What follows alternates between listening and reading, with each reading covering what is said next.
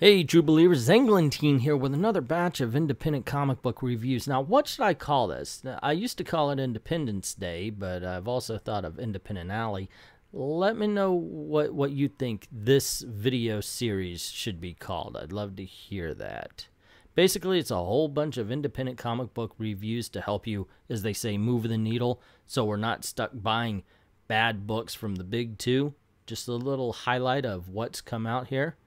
Also, like to remind you of a new show we're doing around here called Comic Book Thunderdome every Saturday night at 9 p.m. Eastern. Basically, we take a couple of geeks and we put them against each other, testing their knowledge of the comic book hobby and those surrounding it. So don't forget to join us here Saturday nights at 9 p.m. Eastern for that. And if you'd like to support the channel, go on over to Patreon. The link's in the description below. Drop $1 in the till. Help us keep making videos. And I'd like to thank everybody who's already done that. Now on to that big batch of comic book reviews we were talking about. The 1-star books are horrible. They're absolutely bad. Stay away from them by any means necessary. Wow, does this suck. Tales of the Rogues, #1. Oh my goodness. So a rich guy hires these two thieves to break into his vault to steal something. They steal an eye that controls a gorilla. It chases them. The art is horrible. Look at this art.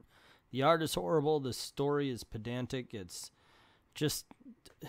garbage, guys. I'm sorry. And I'm sorry for those who worked on it to say this, but this book sucks.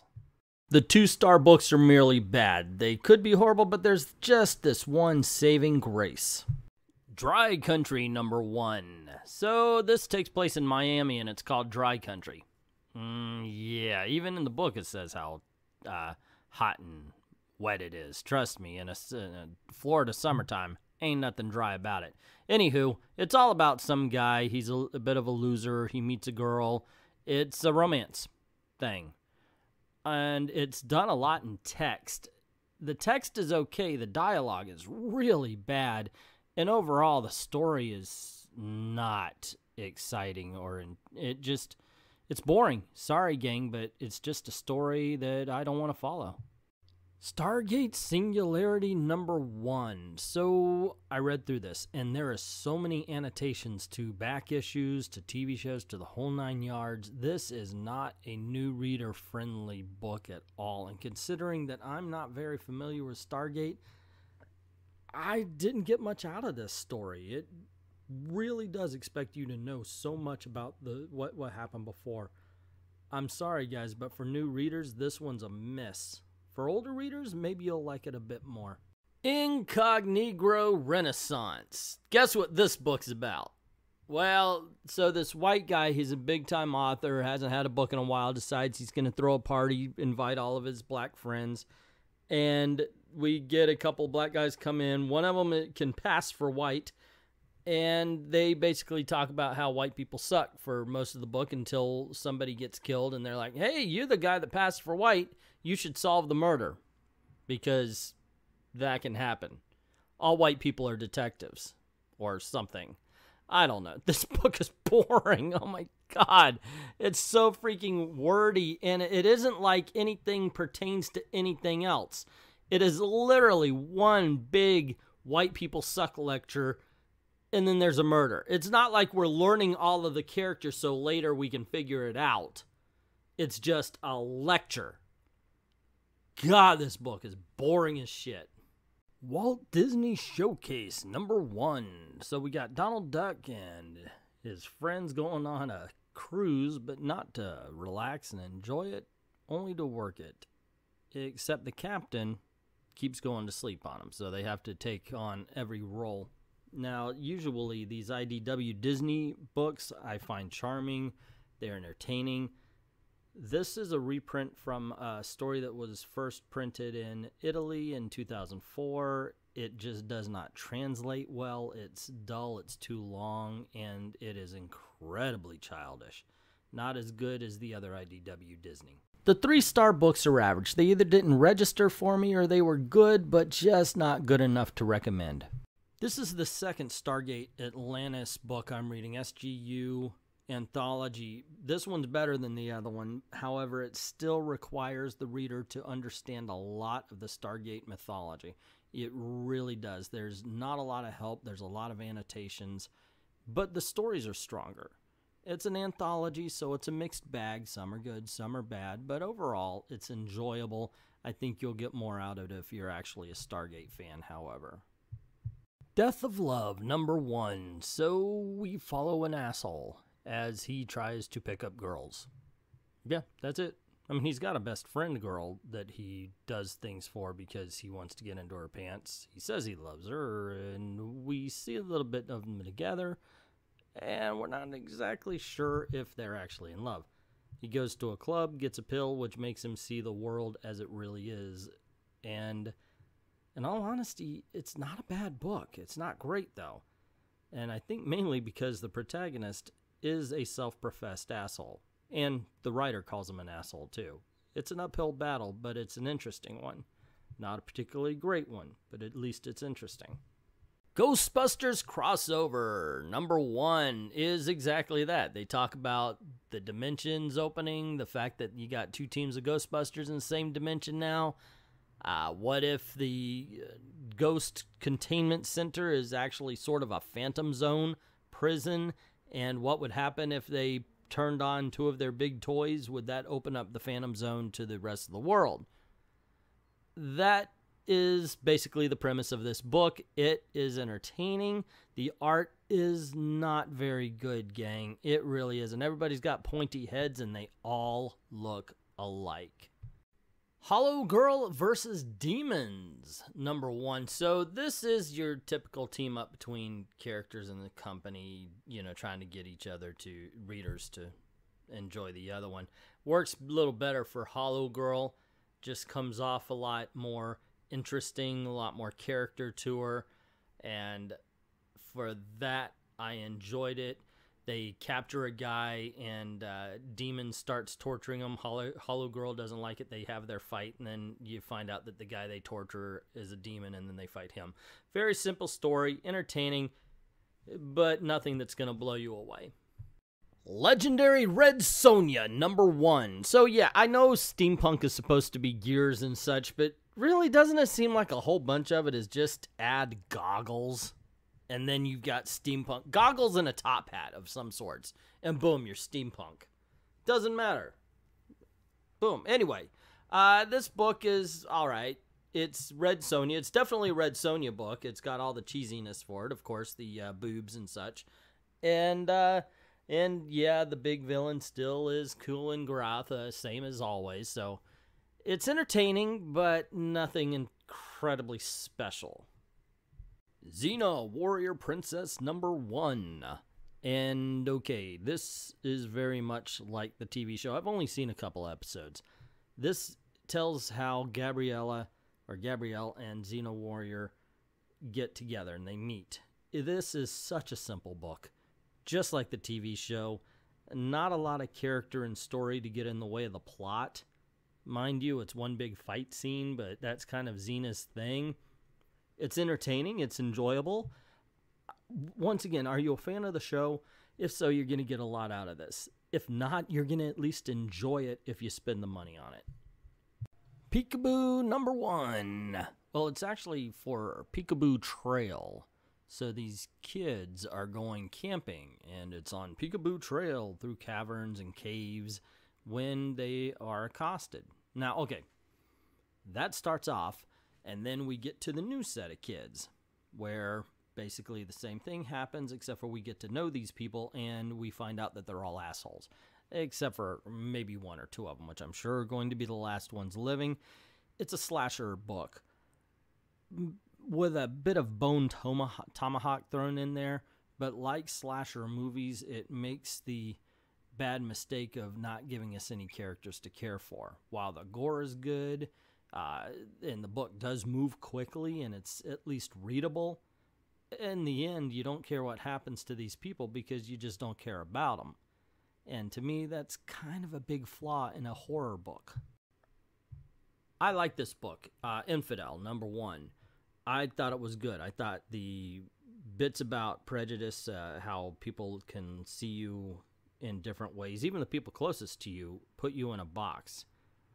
And I like those elements. The horror elements, on the other hand, really seem to be tacked on, and they don't quite make sense to the rest of the story. This could be because it's written for the trades. It may just be. I have no idea.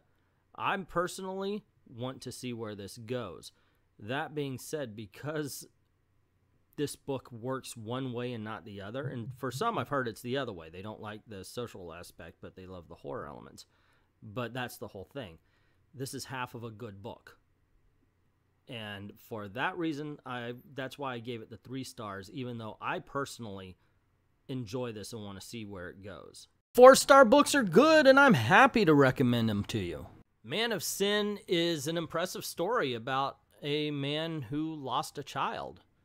He's the only one who heard a voice on a message left by his son. His wife has left him. He's being recruited by someone who may or may not actually be the devil. It's intense. It's a really good dramatic story. It's painted. The art is good. It's kind of Sienkiewicz, I never say Sienkiewicz, kind of art where it's there, but it's also impressionistic. And it's an enjoyable book, yet it's a hard book to read just because of the intensity. Betrothed #1. It's kind of like Hancock. You get these two people. He accidentally, or he doesn't accidentally, but he's looking for directions, taps the girl on the shoulder to ask for him, and she hits him, starts beating the crap out of him. And then they realize there's an attraction. They fall in love.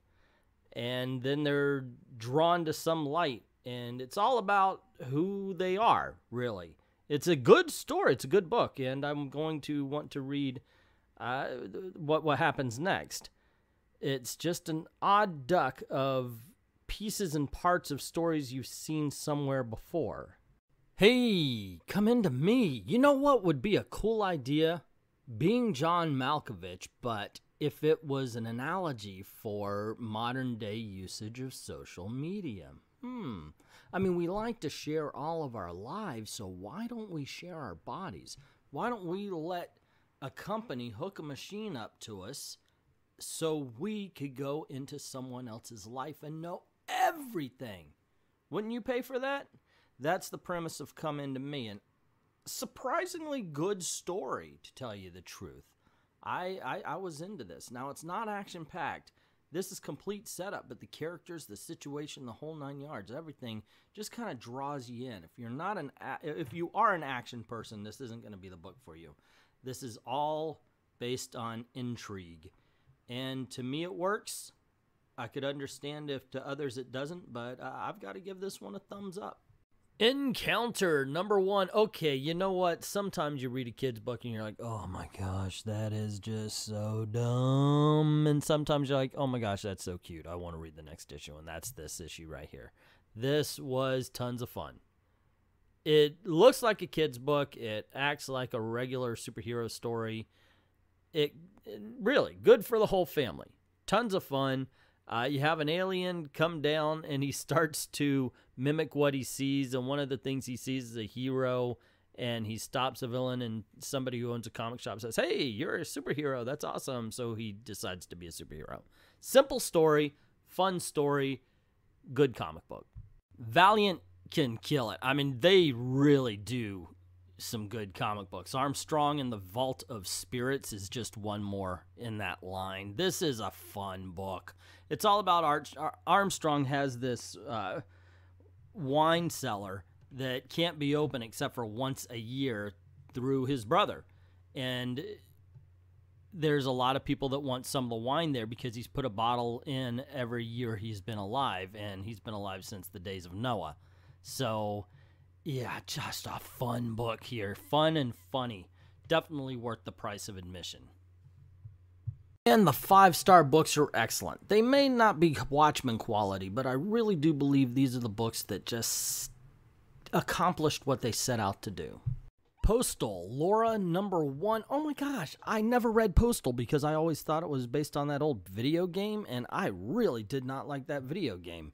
This is deep. This is a good book. It's a great story with good characters, and it's about a town. I just want to read this book now.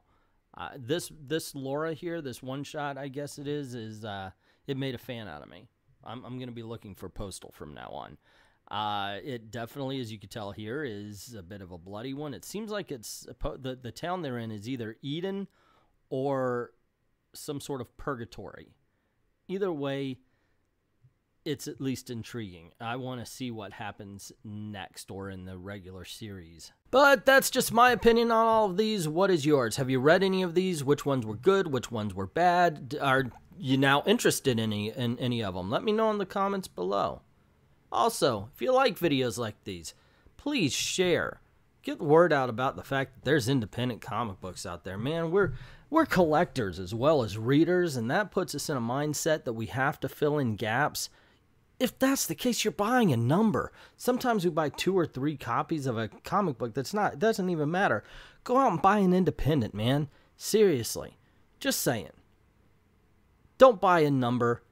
And you could support another comic book company or get another good comic to read for the same price you bought 2 of them. Anyway, let me know what you think in the comments below.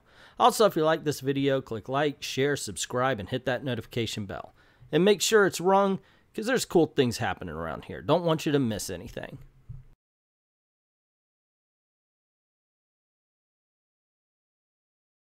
If you want to help support the channel, go on over to Patreon. Drop $1 in the till. The link's in the description below. And help us keep making videos for you. And you'll also join our great graphic novel giveaway.